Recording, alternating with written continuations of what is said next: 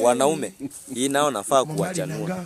Walai unakuanga in a relationship unaanza kujichanganya. Kuna bibi bado unajichanganya.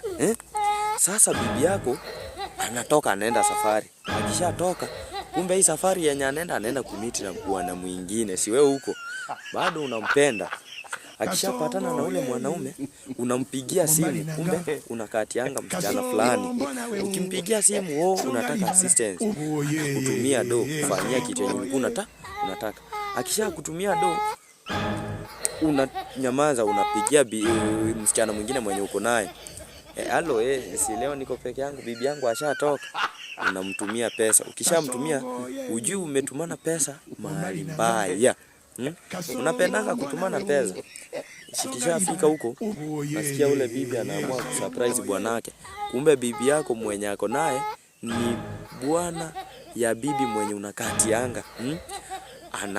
Anamwambia baby nakuja kukusurprise. Unaona pesa zimetoka kwake, zimepitia kwako tena zimerudi kwa ule bibi wake. Anarudi huko anaenda kumsurprise ukiwa umetulia. You motherfucker, can you use your brain? Unachezwa bana, don't cheat outside. Hii ni shida kwenyu na itakuwa shida kwa kwenyu watu wote wajinga.